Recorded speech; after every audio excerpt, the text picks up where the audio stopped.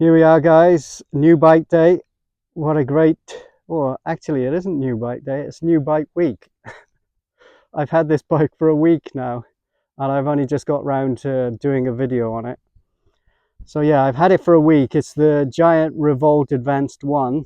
And in my previous video about the Fathom, I said that I wasn't looking for carbon really, and I wasn't. I was looking at the Revolt aluminium, the Revolt Zero. But there were none of those in stock, none of those left. And I'm really tired of matte black anyway. It was matte black. And then I was looking at the Advanced 2, so I wasn't looking this high. But recently in Korea, the Advanced 2 has just gone up 500,000. So there wasn't much between the two. So I got this bike. And I wanted to get this primarily because of the dropper post. And I'll tell you now in a minute why. And the wireless shifting, the SRAM Access Explore group set on here, 1x. I wanted to try wireless shifting. And I've always been a Shimano man, 2x. And I have found this quite hard to adapt to be honest. There are some big jumps on it, especially when you get to the taller end of the cassette. But generally, I find it quite nice. Yeah, you can't get the same kind of speed, I don't feel anyway. Others might disagree, and there are, like I say, the big jumps. But this bike is the exact contrast to the Fathom. I haven't had a single problem with this, not one problem. All I had in the beginning was some disc brake rub on the front, and after 50 kilometers it just disappeared. So I don't know if it corrected itself or what. And on the back wheel, I had some spokes pinging, and I know that that is just, you know, the wheels settling after being built up, obviously, and there's no weight or pressure on them, and that has stopped as well. So those things are fine now. The group set itself is amazing. I feel the bike is amazing. I love the color of the bike. The bike is called Phantom Green. Like I was saying, the color is called Phantom Green.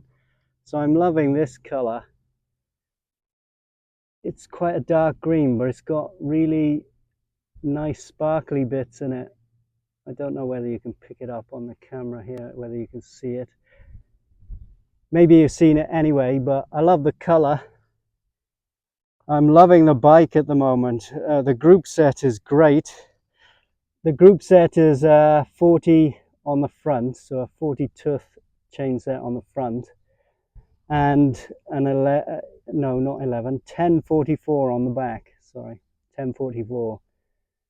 And I find that that's pretty okay. There are some big jumps even on the lower end, you know. But when you get to the taller end of it, you know, the easier gears, there are some big jumps then. And that's quite difficult for me to get used to after using 2x. And even on the lower end, I find that a little bit difficult to get used to, but I think I can get used to it, and I'm not going to be racing on this anyway. So yeah, it's I just can't believe it. Between this and the Fathom, such a difference. The handlebars are Giant's own D-Fuse handlebars, and they're like a D shape. Underneath they're flattened, and on the top they're rounded, and they're supposed to give more compliance to the ride.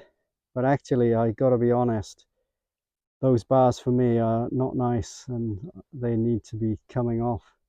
I've already got some new handlebars. I didn't buy them for this bike, but they probably will go on this bike. These are the kind of narrowest bars I've ever had, and my hands are very often here in this position, and it's digging in right under here. Really uncomfortable, and even with the tape it isn't doing much. So they're too narrow for me, you know. The width of the bar itself is way too narrow. Maybe they offer some compliance. I can't tell any difference. I've only ever ridden aluminium handlebars, and I'm sorry, Giant, I can't tell any different. You know, I can't see any difference here with these bars. Maybe others have, maybe others can, I cannot. And I've ridden, I don't know, maybe about 20 different aluminium bars in the time that I've been riding, and I can't tell any difference there. I said that I was looking for the dropper post on the mountain bike. Do you need a dropper post on a gravel bike? I mean, I think I just said mountain bike, didn't I? I was looking for a dropper post on this bike, the gravel bike. I don't think you need it, but I have heard from Revolt owners that there has been some cracking around here on the carbon where they have the defuse, the ordinary defuse seat post, and they have like a shim or a wedge that goes in on the back there, and apparently it's causing cracking on the frame. So I was worried about that. So this was another reason why I went for this model, because this was the only one that I could see with a dropper post, the advanced one. Obviously, if you've got the aluminium frame, you don't need to worry about that. But with all the carbon models, I didn't really want the ones with the defuse seat post. But yeah, I have to say, after a week of riding this bike and around 300 kilometers I've done on it so far, and a lot of it has been gravel and road, you know, like probably 50-50, I would say.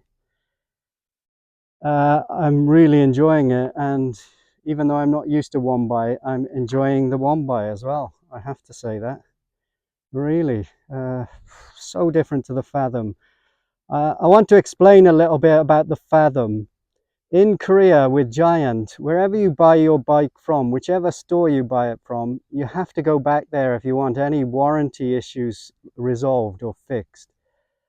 And I was living in Jeju at the time, Jeju Island off the coast of South Korea, and I bought from near Incheon, from a store near Incheon. So for me to get it done under warranty, that mountain bike, I would have had to travel about 500 kilometers, and I'd probably have to take it on a plane and go there. So that was the reason. Let me just let this truck pass.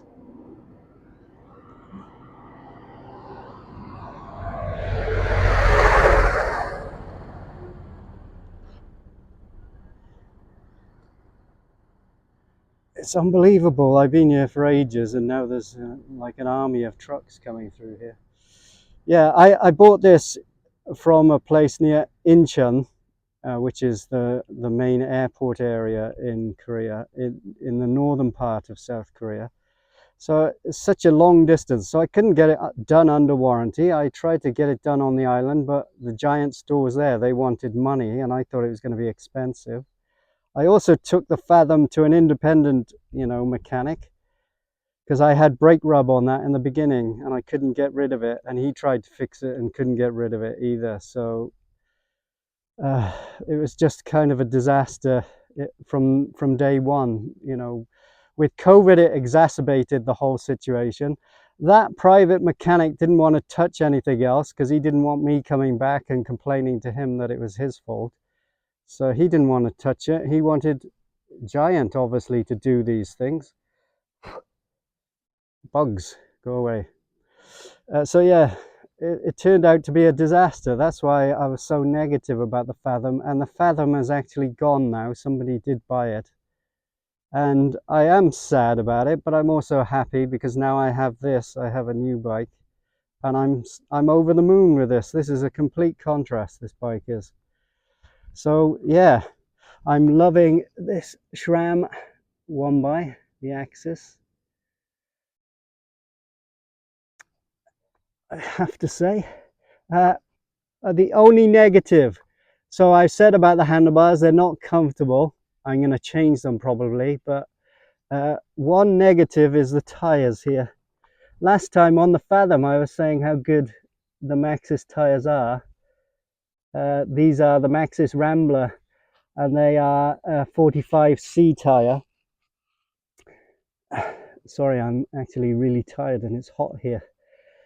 Yeah, so these are a 45C tire, and the minimum PSI is supposed to be 35, and you can go up to 60. In the giant store, the guy was telling me not to go below 50, but he said if I had to, just go to 45. And I was laughing to myself. I thought, no chance. That'll be like riding on rocks.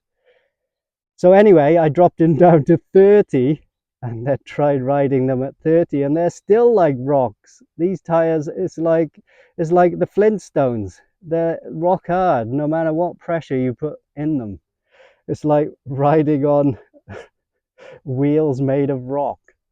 It just reminded me of the Flintstones, and maybe I'm older than a lot of you who are watching, and you won't even know that cartoon. But anyway, yeah, they're really, really uncomfortable, even at 30 psi. They're about 35 now, I think, because I was scared that, because these might be hookless, these rims, I was scared they might blow off the rim, or, you know, not blow off, but just come off the rim because of not enough pressure. And also they're really sluggish and slow. So on pavement, you know, well, we would say road in British English. On the roads, they're really slow.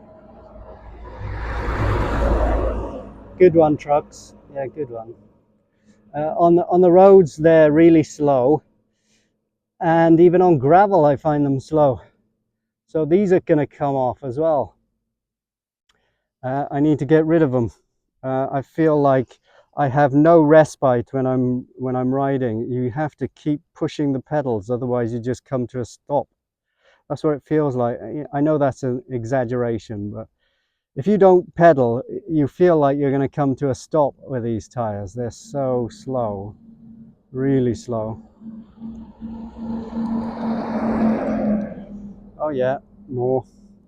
So yeah, that's my major complaint on here, is the tires this time. So it's the exact opposite of the Fathom. I like the tires on the Fathom, although they were overkill. But here, these need to be replaced. And for the Fathom, if you remember, I said that I bought some 2.1 inch, what were they? Vittoria Mezcals.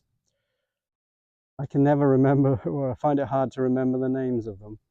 And on the tire, it says 52 millimeter. Well, this bike can take 53 millimeter tires.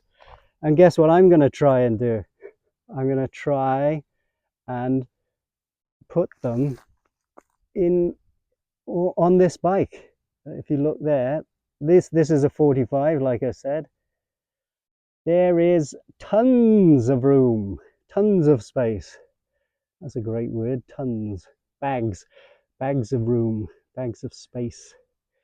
So yeah, there's a lot there on the front, so I think the front will be fine. Yeah, and here you can see even more so. On the back, you got a 45, but as probably a lot of you already know, you got a flip chip here, which you can turn around and give yourself more space for bigger tires. And so here at the moment, you got a 45, and you can kind of see what's going on there. Yeah. If you flip it around, you're going to have a lot more space than that. Also, obviously, you've got to check down here as well. It isn't just about that. Can you see that? Yeah. I'm hoping you can see that, because I can't see very well in this sunlight. So anyway, that's the plan. Let me know if you'd like to see that in the video. I want to do it anyway. I want to see if they'll fit on there. When I did the math online, 2.1 inch is actually 53.34. But whether it's 53 or 52, like the tires say, I'm going to try it anyway. Try, you know, putting those tires in. It must be finishing time for these guys, because there's so many of them recently. And here's some nice dried leaves to make a noise here. Here's a better look at the bike. It's a cool color, unless you can see it personally. Maybe you think not much of it, but I like the cream giant color against the dark green with the sparkles in it. really is cool. Really, really cool. And this bike I was looking at, but I thought, nah, I'm never going to have that. I'm never going to own that. It's too expensive. And here I am with it now, having sold that Fathom and selling some other things. I crashed my bike, so I took some of my Dura-Ace parts off and sold those. Although I'm going to do it, rebuild it again later. I sold those. I didn't mention to you about the carbon. Yeah, I bought some carbon bars, but then I was too scared to ride with them, so I didn't even put them on. I just sold them. So I sold those recently and some other things anyway. So I got about half the price of this bike in things that I sold. So that's how I've got it. And anyway, that's the end of it. I'm good. I'm great at just going on and on and on. So I better stop now. And just to give you a bit of a treat here in Korea, these are the kind of beautiful views that you can see here. I'm trying to make it level. So beautiful at this time of year. Today is still like 30 degrees. It's close to 30 degrees. I've been sweating and I'm still hot now. But yeah, it's such a beautiful time of year in Korea. In the summer, it's like 37, 35, 37, sometimes it's 40. But now it's starting to cool down, but this week is particularly hot. Anyway, guys, there we are. Thanks for watching as always. Please like and subscribe if you got anything from this video, if you enjoyed it at all. If you enjoyed my boring monotone voice, please give us a like. And I will talk to you next time. Goodbye.